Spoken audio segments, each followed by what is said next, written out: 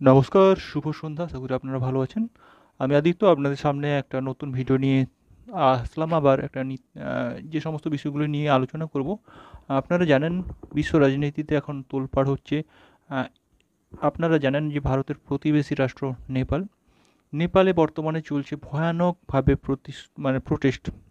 এই প্রোটেস্টের ফলে আ এশিয়া মহাদেশের যে অবস্থা সেটা খুবই অগ্নিগর্ভ। আর ভারতের সবচেয়ে বেশি যে ক্ষতিটা হচ্ছে সেটা হচ্ছে আগামী দিনে মনে হচ্ছে যে এই আঁচটা আগামী দিনে ভারতবর্ষেও বিভিন্ন প্রান্তে এসে ছড়িয়ে পড়বে, এটা একটা ধারণা রয়েছে, অনেকেরই ধারণা রয়েছে। তো আমার ধারণাও রয়েছে, হয়তো হতেও পারে। তো এই বিষয় নিয়ে কথা বলবো যে নেপালের যে পরিস্থিতি আপনারা জানেন যে শ্রীলঙ্কায় ঘটেছে প্রায় 4 বছর আগে, 4-5 বছর আগে, তারপর বাংলাদেশ, তারপর আবার নেপাল। তো আপনার মানে এমন নয় যে দুর্নীতি হয়নি বা তার ফলে যে সমস্ত বিষয়গুলো নিয়ে আন্দোলন হচ্ছে সেগুলো ভুল বা যে আমার প্রশ্নটা হচ্ছে যে এই আন্দোলনগুলো ঘটছে, এর পেছনে কোনো আমেরিকার সিআইএ এর হাত রয়েছে কি না? সেটা আপনারা কি মনে করেন অবশ্যই কমেন্ট করে জানাবেন। আমার ধারণা রয়েছে কিছু না কিছু তো এক্সটার্নাল অ্যাফেয়ার রয়েছে, এক্সটার্নাল ঘটনা রয়েছেন, তার ফলেই কিন্তু এগুলো ঘটছে।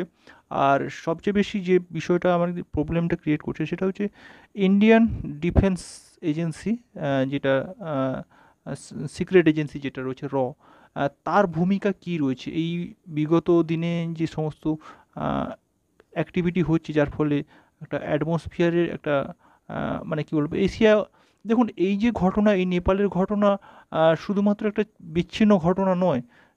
এর ফলে কিন্তু আপনারা মনে রাখবেন যে নেপাল এবং ইন্ডিয়াতে যতজন বেড়াতে আসেন, নেপাল এবং ইন্ডিয়ার ভাবমূর্তি দুটোই কিন্তু এফেক্টেড হচ্ছে। যে আগামী দিনে যে আমাদের সঙ্গে, ইন্ডিয়ার সঙ্গে বা নেপালের সঙ্গে কেউ বিজনেস করার আগে 10 বার ভাববে যে এদের তো এখানকার তো রাজনৈতিক পরিস্থিতি ঠিক নয়, অস্থিরতা রয়েছে, তো এখানে ফ্যাক্টরি রাখবো কেন, এখানে বেড়াতে আসবো কেন, এদের সঙ্গে ব্যবসা বাণিজ্য করবো কেন, যে জাস্ট মানে যেটা বলে ভাবমূর্তি, মান সম্মান পুরোটাই নষ্ট হচ্ছে। শুধু নেপালের নয়, ইন্ডিয়ারও নষ্ট হচ্ছে। তো এটা রক্ষা করার জন্য কিন্তু সিক্রেট এজেন্সি যেটা আইবি যেটা রয়েছে, তাদের ভূমিকা নিয়ে আমার একটু প্রশ্নচিহ্ন উঠছে যে সত্যি কি তারা এখন সত্যি যোগ্যতার খাতিরে র বা আইবিতে ভর্তি হচ্ছে, না কারুর বাবা কাজ করতেন, কারুর দাদু কাজ করতেন, বা কোনো বড় নেতা বা কোনো বড় পুলিশ অফিসারের ভাইপো, মামার ছেলে, কাকুর ছেলে, এরকম সম্পর্কের মাধ্যমে সম্ভবত ভর্তি হচ্ছে। তার ফলে কিন্তু উপযুক্ত মানে ভালো মস্তিষ্কের যারা একদম সত্যি কথা বলতে গেলে মানে উচ্চ মাথা খাটানোর ডিপার্টমেন্ট, তো তারা ঠিকমতো হচ্ছে না। আমি অনেকগুলো বিষয় নিয়ে আমি ছোট্ট একটা উদাহরণ দিয়ে বলি যে বাংলাদেশে যে সমস্ত অস্থিরতা হয়েছিল তার 2-3 মাস আগে কিন্তু কলকাতার উপরে বাংলাদেশের একজন এমপি মার্ডার হয়েছিল। এবারে সেইটা কি একটা হিন্ট নয়?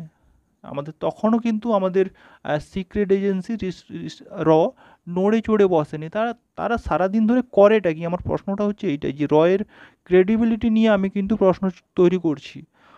আমি হিন্দিতেও আরেকবার বলছি যে अभी जो रिसर्च एंड एनालिसिस विंग्स जो इंडिया का है, मैं एक इंडियन हूँ और मैं ये क्वेश्चन पूछ रहा हूँ, जो इंडिया का जो रॉ है, तो वो किस काम का अभी मतलब रॉ में जो स्टाफ काम कर रहा है, जो ऑफिसर है, वो लोग काबिलियत के काबिल है ना नहीं?